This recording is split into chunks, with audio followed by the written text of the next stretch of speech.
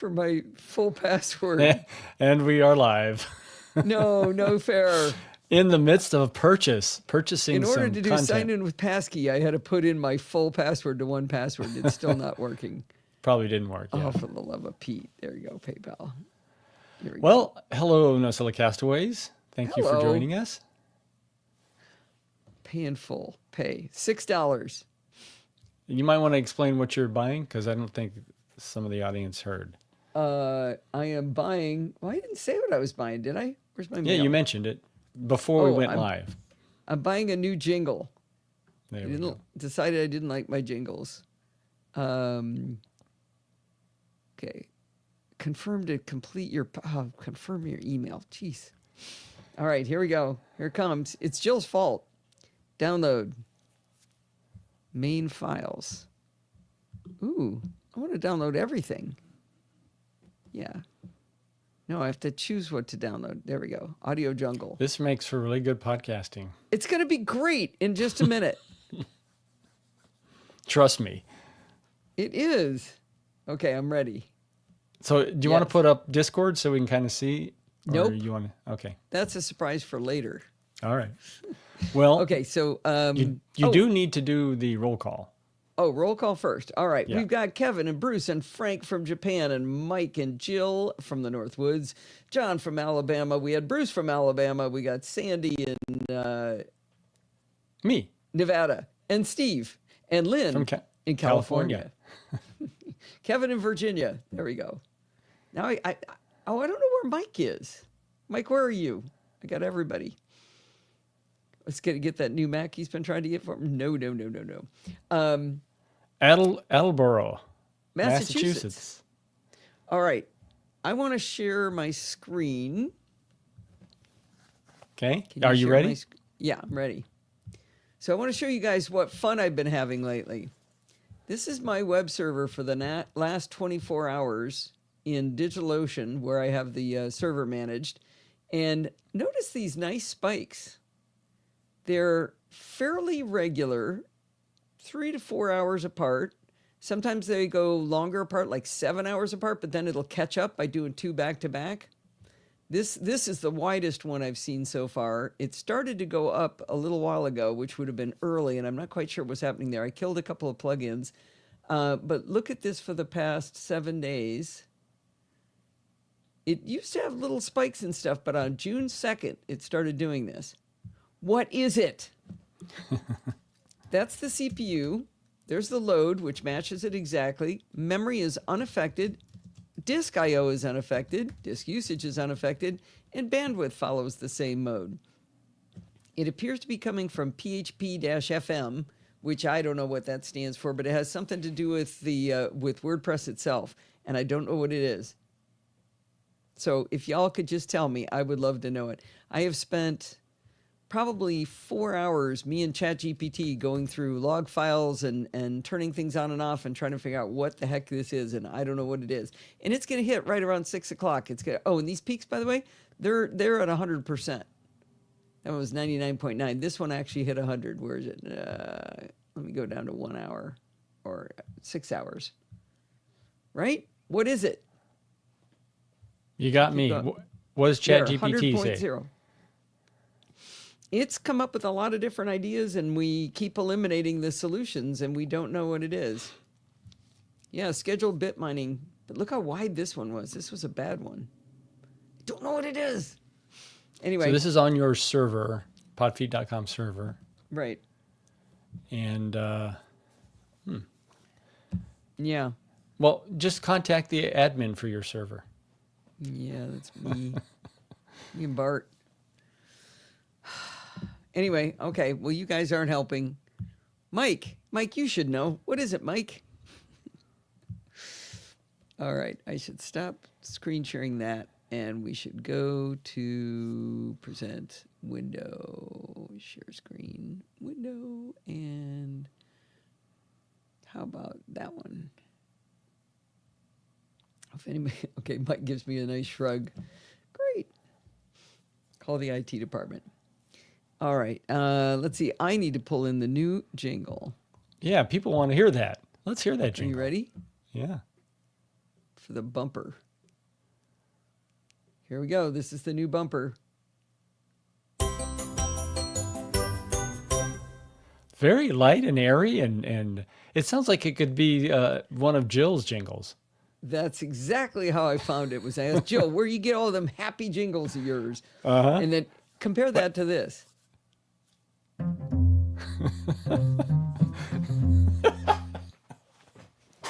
Did you just fall asleep that, there, or do you Allison? want this?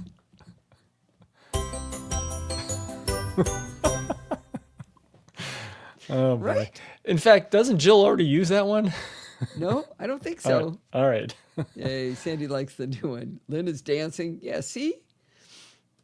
Okay. This is way better. Okay. I guess we can live with that. I could move this bumper way down to the bottom. What, the old one? the classic string bass bumper? I mean, it sounded nice when we tested it, but it just, every time I put it in, I was depressed, and I thought, why am I using a sound like this when, if you listen to the songs I like, I love Jill's opening music to Buzz, Blossom, and Squeak. I danced to that one. I danced to Kilowatt. Kilowatt's all happy. It's like, why am I not picking one that's happy? So You understand that's not your intro music. I know. No, I'm not going to change. Are you okay with change your my intro? music? It's been that for 20 years. Yeah, that's branding. It's probably never changing. Okay. All right. You could, she says, you could change it. No, I don't change things. Okay. Well, I did put in this one when I had one of Bart's, and Bart didn't even notice it. Oh, the two black holes converging? Yeah. Gravitational waves. Okay. Shall we get started? Yes. It's about time. All right. Here we go. Kevin's got a tornado watch. That's no fun. All right, here we go.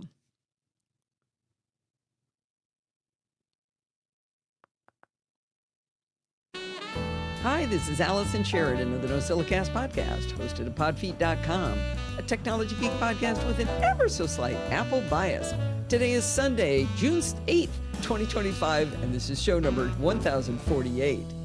If you're listening to this the day it was released, remember tomorrow for WWDC, the NosillaCastaways will be chatting away on Discord during the keynote at podfeet.com/chat. I hope you'll join us. Well, I've been busy for the last week and a half.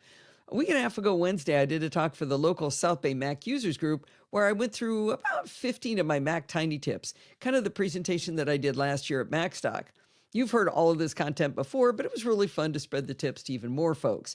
This is a user group I present to pretty often because it's actually in my own neighborhood, and so it was a lot of fun to hang out with people I've known for a long time.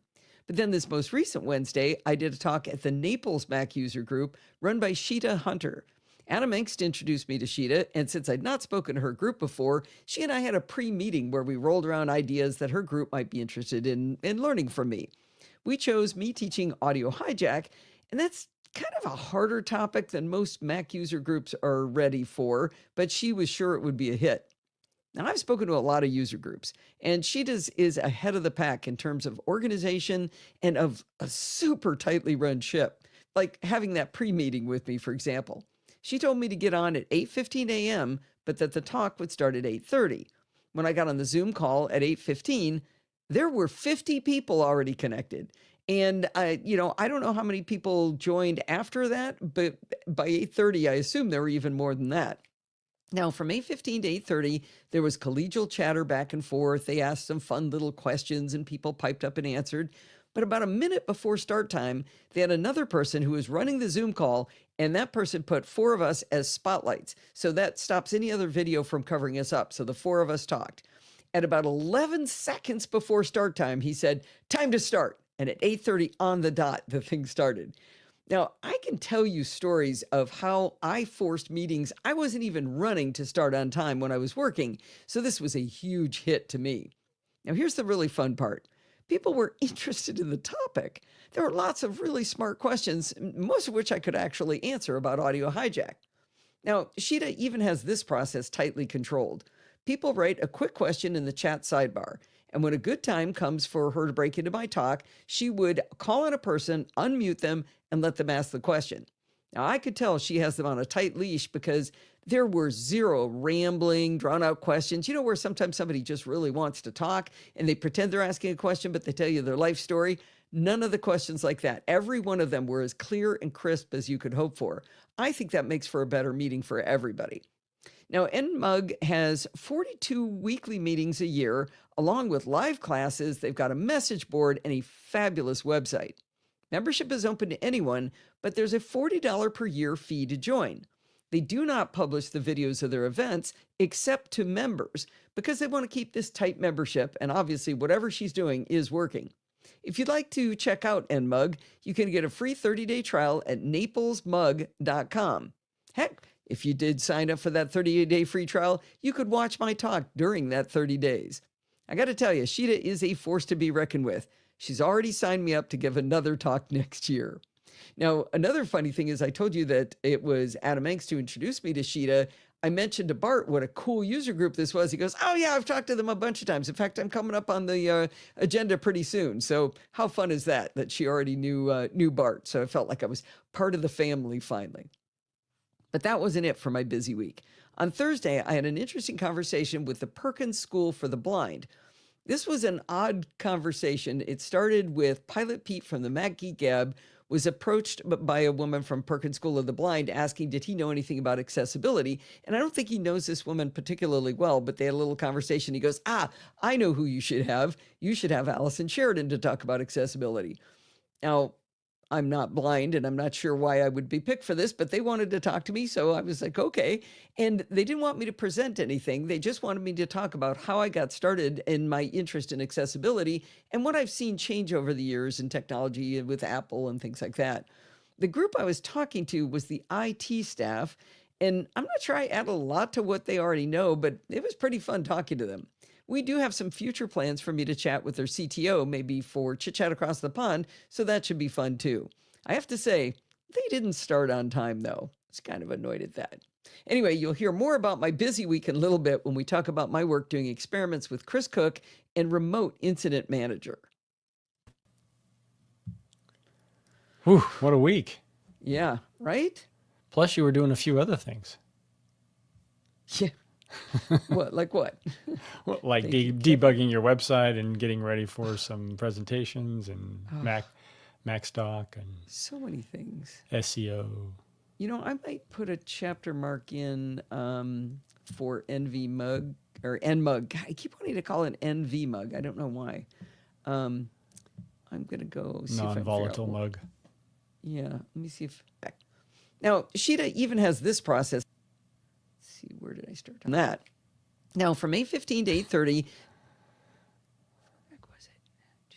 How about right here? It's recent Wednesday, I did a talk at the Naples. Yeah, I want to chapter mark hers because you guys should go check that website out. It's, I mean, it's a lot of fancy looking stuff for that.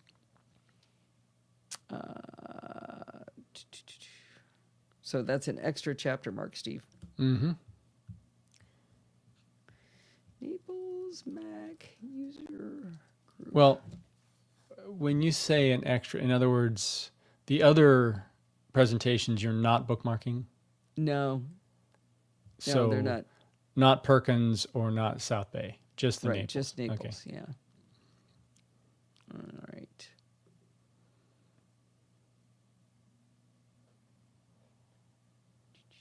Oh, jingle time. Here we go. Hear how that sounds. And Remote Incident Manager. It is good and short. Yeah, I like that. that's what I was looking for. And it finishes. Yeah. All right. Nobody's even noticed that I do these chapter marks, by the way. Oh, I'm I mean, sure there are these- people that appreciate it. I'm sorry, not, the chapter marks are appreciated, but the The jingles, the bumpers. yeah, the bumpers.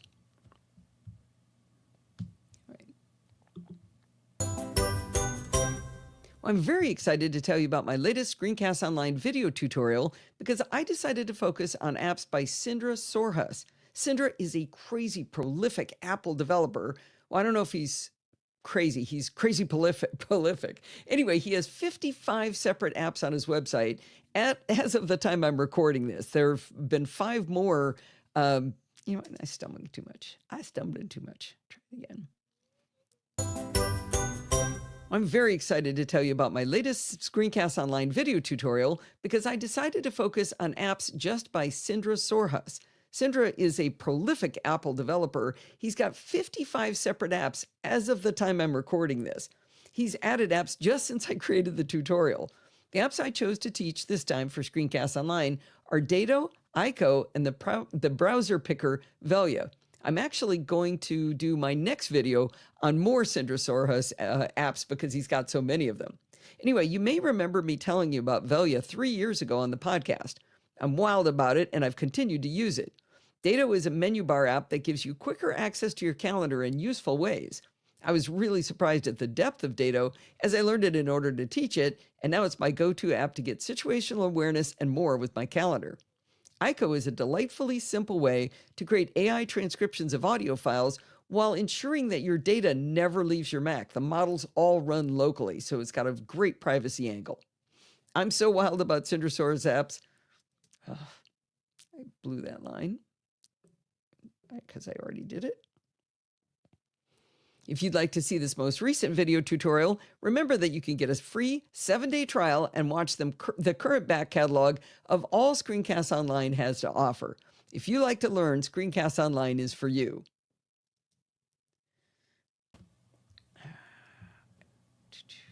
Oh, you've used Velia forever? Cool. I like it. What does Velia do again? It's a browser picker. So when you send me the link to StreamYard, when I click it, it doesn't try to open in Safari where it won't work. It automatically goes over to Edge. Or whatever browser you've selected. The one I've told it to, yeah. And then like Zoom links, you know, normally you hit a Zoom link and it opens up the website first for Zoom, and then from there you have to click a thing to open it in the Zoom app. You can tell it, no, just go straight to the Zoom app. Cool. I should give you that. Because once you set it up, you just don't need to mess with it anymore. Yeah. All right. Here we go. Let's see, we need a chapter mark here.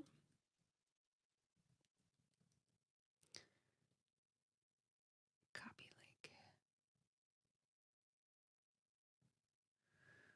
link. Okay. I know. Let's put a happy little jingle in. Let's find season 2025 Maggie.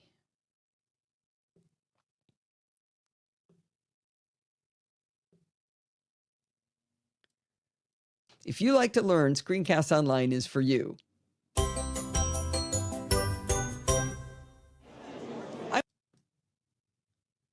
Seems a little late. Oh, but you know what? I think that's going to work better. I'm going to do that anyway. I'm with Elizabeth Evans at the Maggie Vision booth, and I'm holding in my hand what looks like a VR headset. It's actually pretty light, but the odd thing is it appears to have an iPhone in it.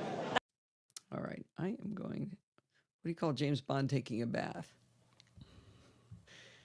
I don't know. 007? You need some grandchildren. Yeah, desperately. Very much. Thank you. All right, I'm going to say a little bit about this.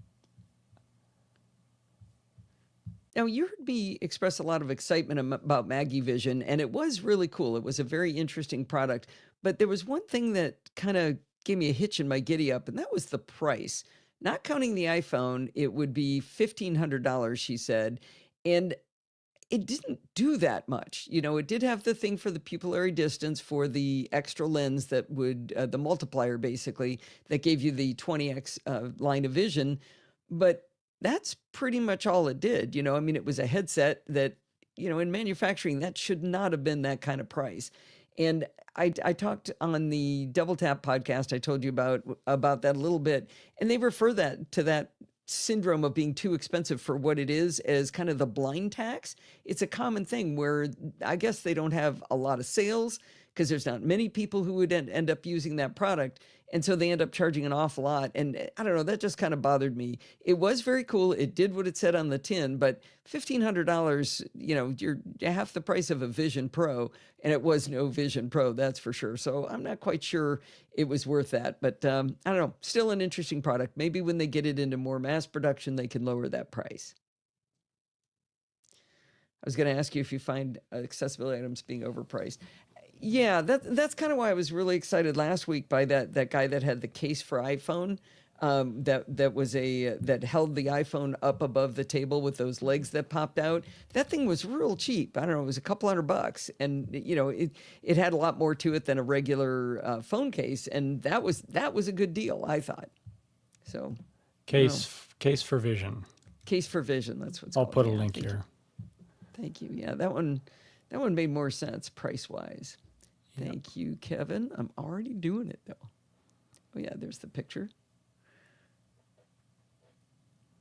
And what's cool about Case for Vision is that can replace, especially if you do it with an iPad, there's a lot of tools that have like the overhead projector method of looking at something and then put it onto a big screen for you where you can see what you're doing. And this is using a device that you might already have, an iPad. And that kind of, I think, is a better way to go if you can. Very cost effective. Yeah. A lot of the ones that are full standing things, those cost thousands of dollars. But, they are kind of life changing. I remember when my mother lost her vision, she had a company come to the house called VTech, and they were one of the first companies that did this, where it was, if anybody remembers the old microfiche tables where you put down these little tiny, like a negative, film. but a positive little piece of film, and then it would be projected up real big, and you'd slide the table around to see the thing on the big table. It looked just like that. And it was the first time my mother could really see stuff for the first time in a long time. And the guy told my mom the price, and my dad said, "Well, how about for this unit?" And he goes, "What do you mean?" He says, "Oh, you're not leaving with this. Did you see the difference it made to her? We're buying this today." And he made him sell him his display unit, his demo unit on the spot. My dad was a great guy. I just thought of something, Steve. I wonder if that would help Lupe. Ah. And one of the guys, our neighbor Lupe lost her vision quite suddenly, and one of the guys, Dick from SBA Mug, the other user group I was talking about, the local one, he lost his vision very suddenly too, and they're both just bereft. They don't know how to do anything without vision. So I'm trying to. So is Lupe low vision, not completely blind? Correct. Okay. But super low vision, like can't read her phone very well. But I can't convince her to learn voiceover. I wonder if you could get Case for Vision to send you a demo unit you could use with Lupe. Well, I thought about that, but she likes her phone as her phone. Meaning? This uses a phone to look at other stuff. I could give her one of my spare phones. Well, I guess the question is there any media, any print media that she would like to see that she hasn't been able to? Yeah. Oh, yeah. Definitely. But to have her phone in that case all the time, she really likes the purple case she had me buy her. So, let's see. I need a jingle here. And I'm actually going to talk here.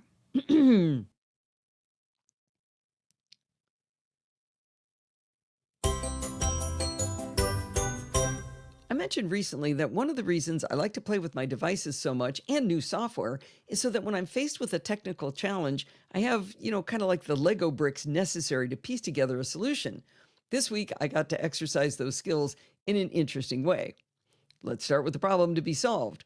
You may remember when Chris Cook from Unmute Presents came on the NosillaCast to talk about how, as a blind person, she uses the IRA service to navigate the physical world.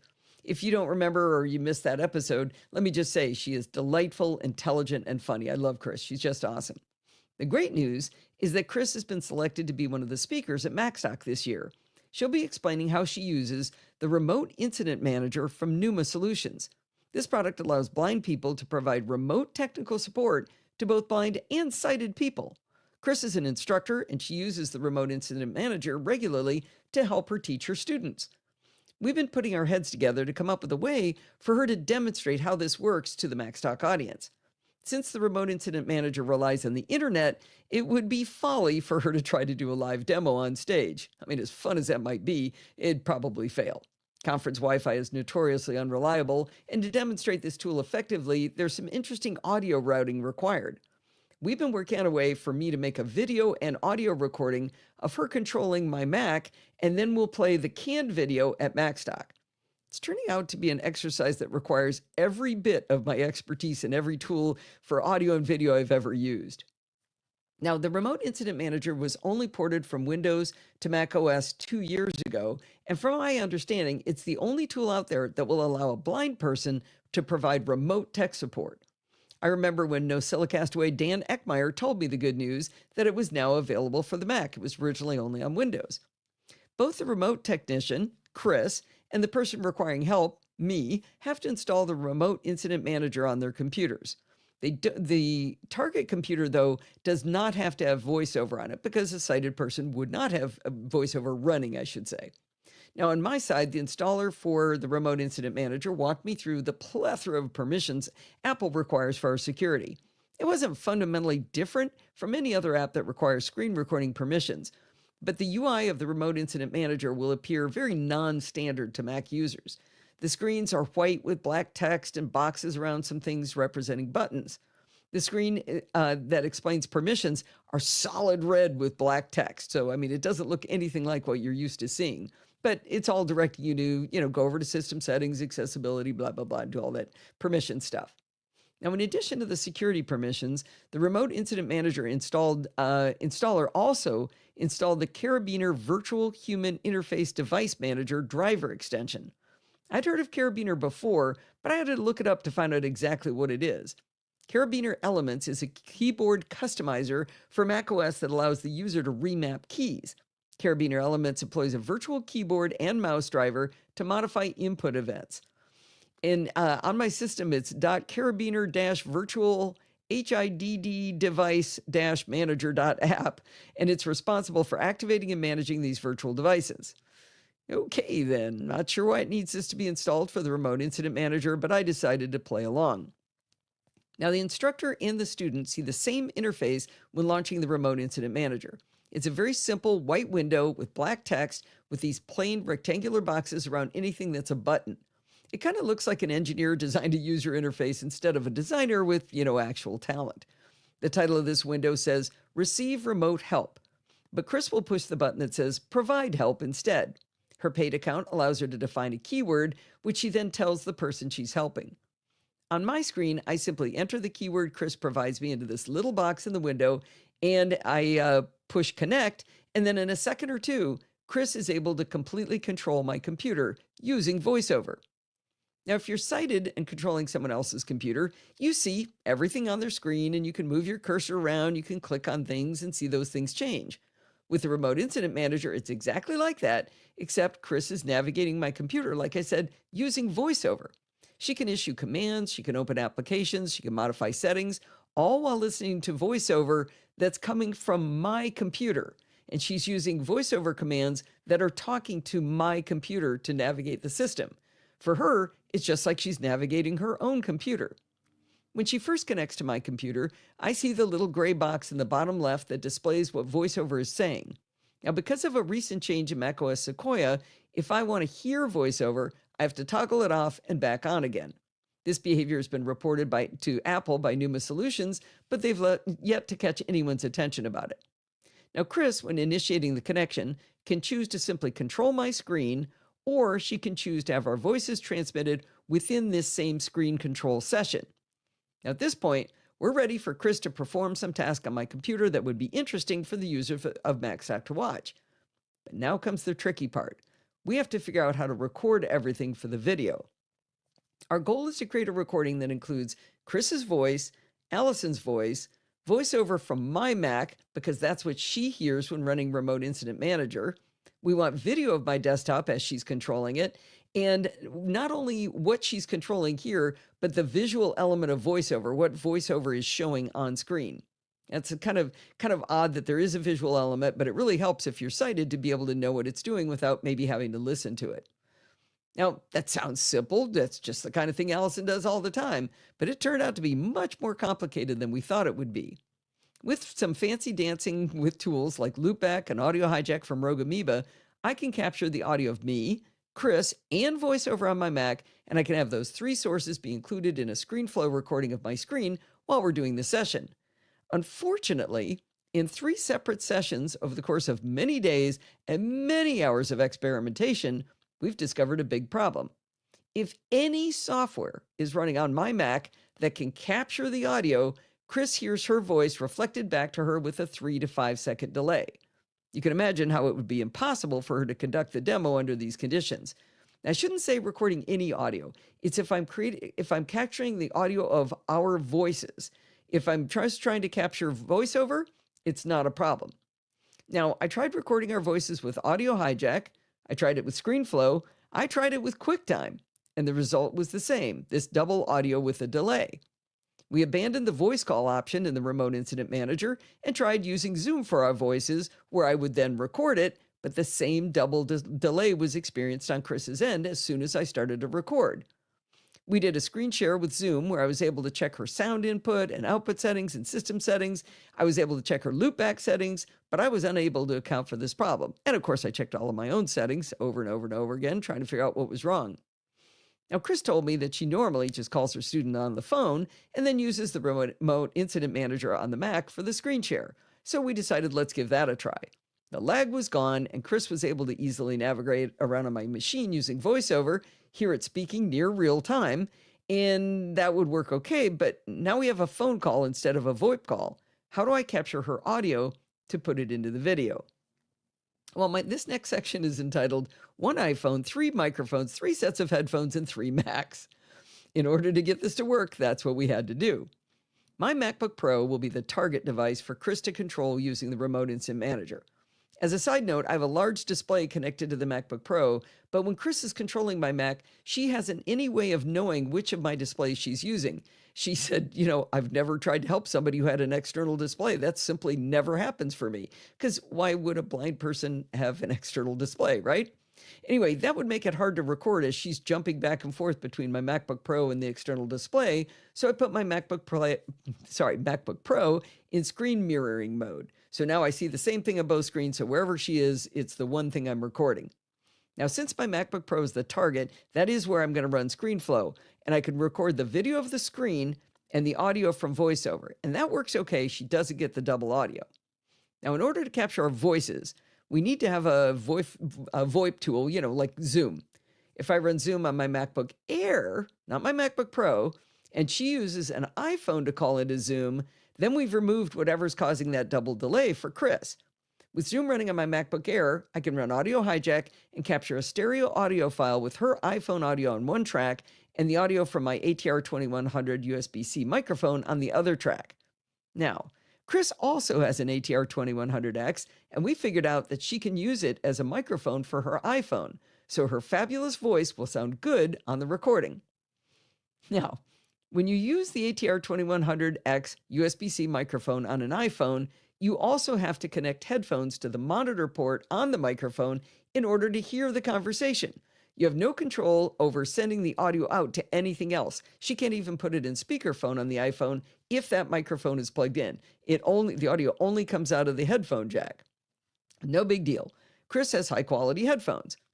But now, if she has her headphones on listening to me on the Zoom call, how is she going to hear VoiceOver on her Mac in the Remote Incident Manager? Well, Chris came up with a brilliant solution. She has 2 sets of headphones that each cover only one ear. So she's going to be able to listen to the Zoom call in one ear while hearing VoiceOver from the Mac in the other ear. I told her we could only do this if she promises to take a photo of herself to wearing 2 sets of headphones, because that's going to be hilarious. And she immediately agreed. I told you she's fun. All right, back to the setup. My plan was to hit record on audio hijack on the MacBook Air and then record on ScreenFlow on the MacBook Pro and later combine the recordings. Now that introduced a problem of how do I align the audio tracks from Chris and me chatting on the MacBook Air with the audio voiceover and the video on the MacBook Pro. That's where the second microphone comes in. I connected my high LPR 40 mic to the MacBook Pro, and I added that input as a second audio track for the video and ScreenFlow. The high-O voice recording will simply be a reference track. When I bring the stereo recording of Chris and me from the Zoom call into the ScreenFlow recording, the high-O recording will make it easy for me to line the audio tracks up. Then I can either delete the high-O or the ATR 2100 voice recording of me.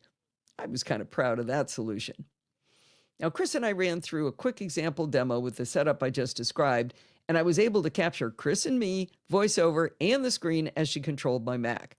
I lined the voice track using that reference audio track and then muted the reference track. I felt like we had made fire when we were done.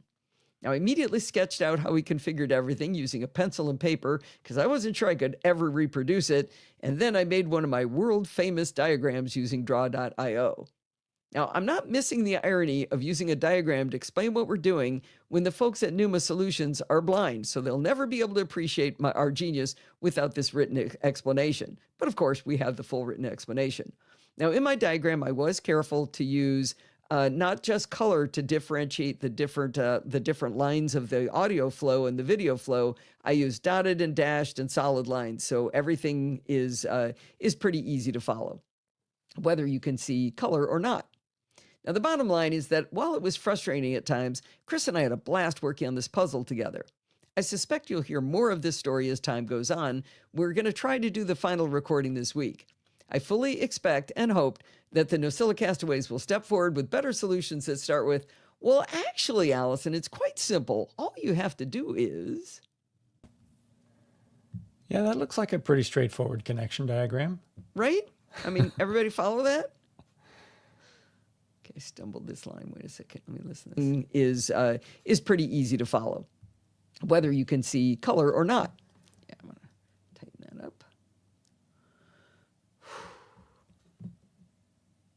Did I miss anything fun? Swing a dead cat or rub your tummy? Yeah, definitely. Oh, wait, that's just a question? Oh, to get this to work, yeah. Well, if anybody has an idea of how we could do it, I've got an email into the Numa Solutions people, and they are being unhelpful. They have not responded lately, and I'm kind of surprised at that. They were super chatty at the beginning when we were talking about some of the problems we were having, but now they've gone kind of radio silence, which is great. Was this company product around when BlackBerry was going strong? No, I every time I see RIM, that's what I think of. Yeah. All right. Time to support the show. Oh, look at my new shirt. It looks the same. Oh, it's a different color. I haven't had a red one before. No, you haven't. I know of someone who had the red one before you did. Who's that? Was that Dean? David. Did David have red? Yeah. Or orange? When we met them at lunch, remember? Okay. Yeah. John's got one apparently. Oh, cool. You haven't sent me a picture of you in it. No. We need proof of shirt. Oh, that's too close. All right.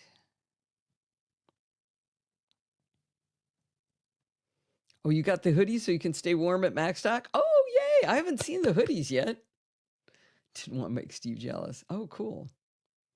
Maybe I need a hoodie. All right. Here we go.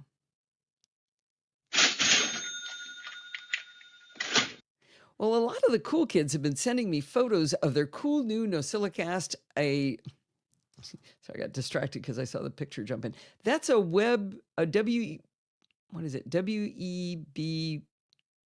WEBP. That's the format of the file you just posted. Yeah, which I changed the extension to JPEG. Why?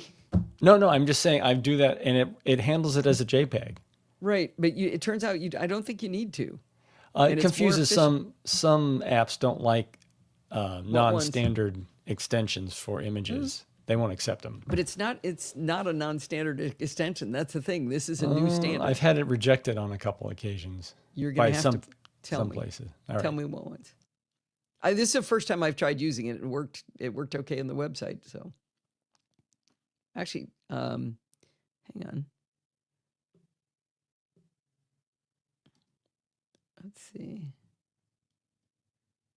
There it is. That's the WEBP web.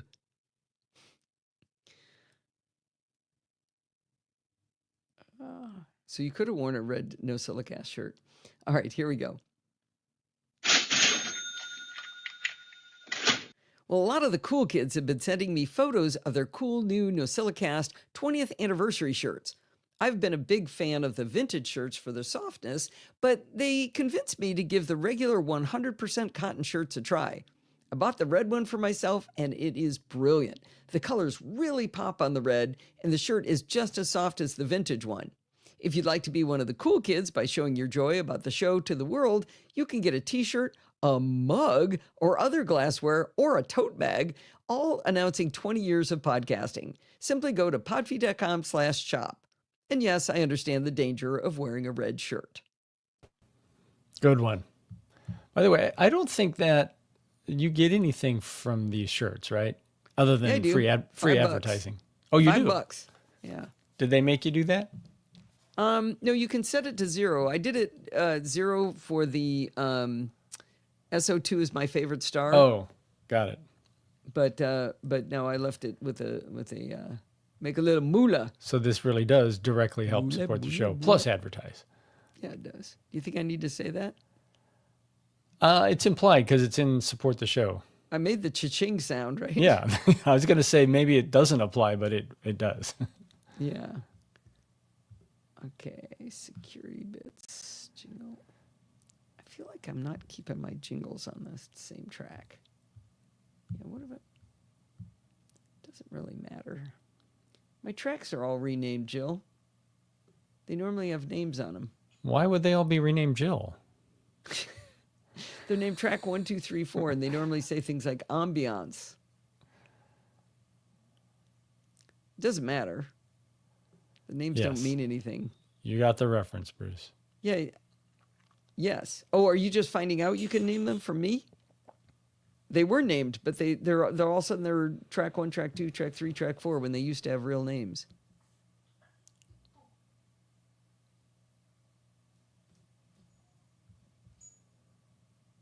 Oh. I have two support the show things in here. What do you mean? Look after security bits. That's cool. That means I have that for already written for next week. My version doesn't. Look after security bits. I'm looking. It starts with it doesn't ways have to support the show. Yeah. Oh, okay. But there's no title to it. I see. Right. It's just after the red shirt. That's cool though. That means I already wrote my panhandling for next week. Although you do say this week Graham's mail popped in. Maybe you'll have to adjust that a little. I don't think Graham's going to give me a hard time, do you think? No. Actually, Graham Shepard goes by Graham S in Slack. And there's also Graham Smale, and I've never known, for a long time I had trouble keeping track of who is who. Graham Shepard's the British guy that does the physics shorts videos, did those for the show. And so Graham Smale goes in, and he had already been in Slack, but he lost his login or whatever, so he created a new one, and he made it Graham S, but no space between Graham and S. So now I've got Graham Smale and Graham S and Graham Space S talking to me, and they're in the same thread. I was like, okay, you guys, you're killing me. So that's fun. All right. Security bits, and now use this one. There we go.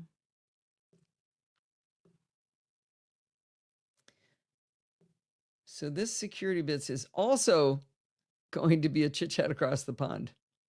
How confusing is that? All right. danger of wearing a red shirt.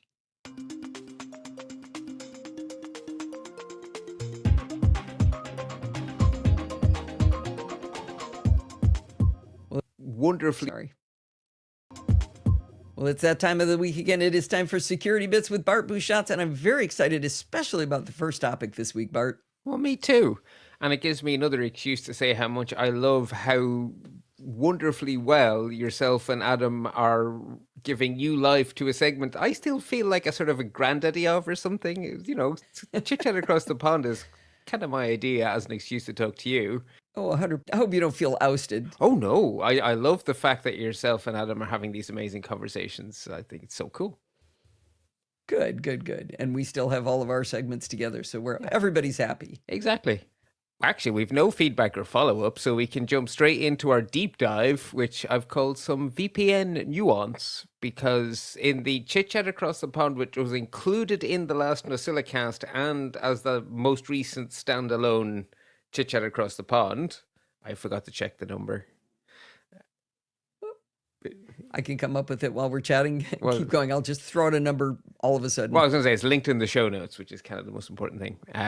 But you guys had a very good discussion on deep linking, which is just so useful. I don't know when I discovered that, but actually it was probably Adam who posted it on Tidbits is probably when I discovered it. So a few weeks before you guys recorded, probably. But it's a great feature. That deep linking is fantastic. It just it's life-changing. It was number 814. Excellent. Well, you also then had a discussion on VPNs, and I don't actually disagree with you. I have a minor quibble with something Adam said, but it's a quibble, and we'll quibble it at the end. But there were two things. Well, I think throughout it, I kept saying, "Oh, I just feel like I'm missing something here. Like I don't have something in my arsenal to respond appropriately here." And I was assuming somebody would correct me, and it's even more fun if you're there to just bring some sanity to it. I hope so. There were two little threads you guys left dangling because neither of you were quite sure enough to be assertive. Which is better, right? If you're not sure, don't tell the listeners a porky pie. Just sort of leave it and hope a listener. This is what I think I know. Yeah, exactly. So I want to pick up those two loose threads, and then I'm going to have a little quibble with Adam about the importance of protecting your DNS, because Adam is half right, but missing a piece, and that piece is, in my opinion, important. But I noticed you guys struggling a little to have the discussion because you didn't quite go deep enough into how it really works, which meant that you were talking in abstractions or analogies. And those analogies are really useful, but they're limited. They're not an exact analogy of what's really happening. And so when you get to the edge cases, the analogy breaks down. And you guys didn't dig deeper, which meant you couldn't answer some of the questions very convincingly. So I'm going to do what I do. And I'm going to pour in a whole bunch of context. And you're going to be, why are you telling me this? And then I'm going to pull it all back. And then hopefully you go, oh, look, it's tied up in a neat little package. Fingers crossed. Can you give us any kind of a level set of what it was we did say? Or okay, will that come out sure. in the discussion? Well, no, I can tell you now. So the two things were you had some queries about what iCloud Private Relay doesn't do. That's really easy to address. We get to that at the end. That's a nice, easy one. Okay. That's a paragraph. And the other question, to which the answer is it's complicated, but it's very interesting, is are you on the LAN or not? When you connect to a VPN, are you on the LAN or not? Right. So that was when I was talking about being in a coffee shop and saying you don't want to be on the LAN where you can get an adversary in the middle attack. Yeah. And then we got into, are you on the LAN? Yeah. Okay. Yeah. And that's the complicated one, but it's good reason to dive in. So and LAN being local area network, by the way. Oh, thank you. Yes. And I'm going to do another little acronym thing while we're here because there has been a change in terminology. And I don't know if people have noticed that the new term you see a lot is AITM. It's all over the place now. And I don't know if we ever explicitly connected the dots between that new term and an older term we've used for a long time called MITM, or man in the middle. They are not different. They are an updated version of each other. So man in the middle is the old phraseology that is falling out of use. And adversary in the middle, or AITM, is the new term. And the reasons for the change is twofold. In 2025, the adversary is more likely to be an automation or an AI than a human. And why do we need to throw a gendered term in there when it probably isn't human at all? The actual term is probably it. So how about adversary, right? Whether it's a human intelligence or some other intelligence, if it's against you, that's the bit that matters. So AITM. And why couldn't women be doing awful things being adversaries too? So yeah, true. Although in cryptography, it's always poor Alice and Bob. But anyway, don't know why that. All right, that's a whole other thing. So all of this lives on our modern networks, which are all TCP/IP networks. And the TCP/IP network is one of the most amazing things I learned about my computer science degree, because it is just genius. And the thing has stood the test of time since the 70s, like 1970s. We're still using it today. The only thing that's changed is it's a million times faster. You said all of this lives on TCP/IP. What do you mean by all of this? You're Everything talking about VPN. The VPNs? Yes, absolutely. Okay. Everything we do, everything involving the LAN or the internet is TCP/IP networking. It is how our whole planet hangs together. It's amazing because it's 70s. Okay. And it's such a big problem. They didn't try to solve it all at once. They broke it into pieces, 4 layers, and each layer solves a different subset of the problem. And the only way the layers communicate is that they only talk to their direct neighbors, and the layer below you offers you services that you don't have any idea how it's done. All you know is I can ask the layer below me to do this. And you offer services to the layer above you. And all the communication just happens in that way, with each layer offering features to the layer above and depending on the layer below. And so everything is broken down into those 4 layers, including VPNs. So layer 1 is at the very, very bottom. And it is only it's a real electronic engineer layer. It is worried about getting one single packet. Oh, I've left out a sentence. The genius idea from the 70s was that instead of trying to send a whole bunch of data as one big stream, you break it into little pieces, and each piece lives by itself. You break it apart, you shove it into the network, and then you put it all back together on the other end, which is why they're called packet switched networks. Each packet is independent, which is mind-blowing that that's how it works. When you send like a 1 gig file, it's a few million packets. It gets broken apart. They all go across the internet. Half of them could go a different way than the other. One of them could go across the Pacific and some of them across the Atlantic if it's going from me to you, right? And they'll all just get reassembled in your computer. And it's like, oh yeah, there's the file, Bart. Thanks very much. It's magic. All right. I'm going to call it there. Oh, before I finish, does anybody want this? It's a little dock thing. You're still trying to get rid of that, huh? Yeah, well, there's nothing wrong with it. It just doesn't solve a problem for me. So it's a USB-C dock, and I'm going to go you full screen here. Hold on. Okay. Actually, let me pull the real thing out. Kensington sent it to me, and I can't think of anything interesting to say about it because it does what it does, but it's not like, earth-shattering. So it's got, on this side, it's got 3 USB-A ports. I think that's an audio port, micro SD, SD, and on this side, it's got pass-through USB-C, but it's also got VGA, DVI, and a full-size display port, and then, like I said, power pass-through on the on USB-C. HDMI, I think, is one of those. Sorry, HDMI is what I meant. What did I say?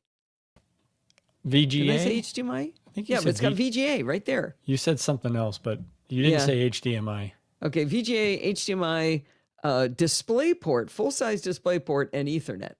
And you can plug it into an iPhone, an Android phone, a Windows PC, a Mac. Does all kinds of things. It just doesn't do anything I need. I need something that gives me more USB-C ports. So if anybody wants it. What is the connector in to the other device? Is that USB-C? It's USB-C. Yes, it so would work weird. with your MacBook Air, Kevin.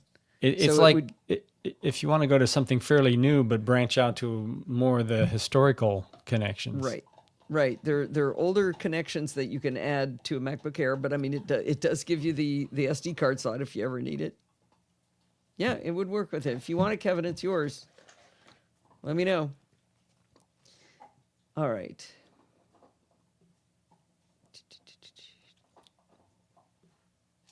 Both historic and hysterical. Has anyone seen a typical USB hub but with USB-C? Don't need all the other ports. That's actually harder to find. I do have one. Hold, please. Can't reach it with my headphones on. I think I know where it is. Now we can talk behind her back. Entertain them, Steve. I guess I can. You can type behind her back. No, she'll see it when you get back. When she gets back.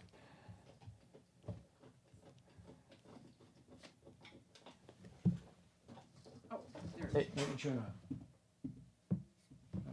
Kepler's going to town on a Yeah, bone. Satechi makes one. No, I'll pay for the postage. Do you want it, Kevin? All right, good. So USB-C, 2 USB-C on this side, 2 USB-C on that side from Satechi. It's really nice. Nice little thing. But then I ended up needing more stuff, so I didn't end up using that one either. All right, good, Kevin. I'm glad you want it. It's been sitting on the floor of my closet for like 6 months. I got another thing down there, but I don't understand how to even explain it. That I want to get rid of. But they sent me these 2 things, and I don't know what to do with them. All right, I want to give a little bit of ending stuff here. All right, here we go. Oh, I got to put Bart's audio icon. So you stay secure. All right, there we go. That part on the VPN was such a good segment. I took that and I've cut just that piece out, and it's going to be coming out tomorrow probably as a standalone Chit Chat Across the Pond. And I did that because there's Chit Chat Across the Pond people that don't listen to the NosillaCast, and they will have heard Adam's discussion, and I wanted them to be able to hear Bart's answer to everything that Adam and I talked about. So I carved it out and I made it a separate standalone one. Also, might be good if you need to tell anybody about what he explained. You want to say, oh, no, listen to this thing. You've got it in one spot that you can go to it, instead of saying, oh, go to this part in the NosillaCast, blah, blah, blah. It's just going to be a standalone thing. By the way, to everybody listening, the bottom line is he says, no, we don't need to use VPNs anymore. Blah, blah, blah. It's just going to be a standalone thing. Let's see. This part in, no, listen to this thing. Also might be good if you, it also might be good if you want to tell somebody what Bart said. You can just say, go to this link and you can listen to the whole thing, instead of having to say, okay, go to the NosillaCast and you got to find the chapter and blah, blah, blah. You're going to be able to just go, here's Chit Chat Across the Pond. Anyway, I think I'll come out with that tomorrow. I've got it all ready to go. But that is going to wind us up for this week. Did you know you can email me at allison@podfeed.com anytime you like? If you have a question or a suggestion, just send it on over. Remember, everything good starts with podfeed.com. You can follow me on Mastodon at podfeed.com/Mastodon. If you want to listen to the podcast on YouTube, you can go to podfeed.com/YouTube. If you want to join the conversation, you can join our Slack community at podfeed.com/Slack, where you can talk to me and all of the other lovely NosillaCastaways. You can support the show at podfeed.com/Patreon, or with a one-time donation at podfeed.com/donate, or through podfeed.com/PayPal. You can even shop for a cool new red NosillaCast shirt at podfeed.com/shop. And if you want to join the fun in the live show, head on over to podfeed.com/live on Sunday nights at 5 p.m. Pacific time and join the friendly and enthusiastic NosillaCastaways. And don't forget to go to podfeed.com/chat tomorrow, Monday the 9th, for WWDC at 10 a.m. at podfeed.com/chat. Thanks for listening and stay subscribed. You might want to qualify that VPN comment about remember portals and whether it's truly separate. They have to listen to the episode. All right. Well, I'm just saying, people may just run with line. your comment. Well, then don't use a VPN. Bart is saying you don't need one. There If are. you're not a high-profile target. I thought there were situations where it still may be Highly prudent. unlikely to be a problem. All right. I Seriously. can't get through that. Well, you haven't listened to it, have you? You got to listen No. to his explanation. Ooh, I didn't put the link to security bits in. Why did that not happen? Actually, let me play this first. /chat. Thanks for listening and stay subscribed.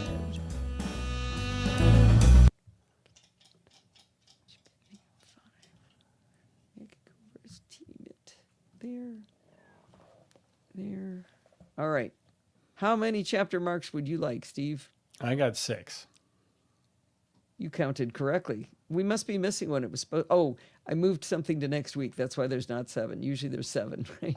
Yeah. All right. I think, unless I'm mistaken, I think we are can put a fork in it. What do you guys think? Yeah. You actually stretched this out to 6. Look at me go, girl. Right on time. Here, I'm just gonna go through my junk drawer and give stuff away. You know? All right. Uh-oh. I see something wrong at the very beginning. 1 second here. Let's go. Looks like... No. Nope. It looked like there was a gap at the beginning. All righty. We are ready to go. I'm going to export a mammoth long show. I keep saying that. They're long these days. Anyway, I'll see you all, as many people as can come. I hope a lot of you come tomorrow to chat. It's always fun.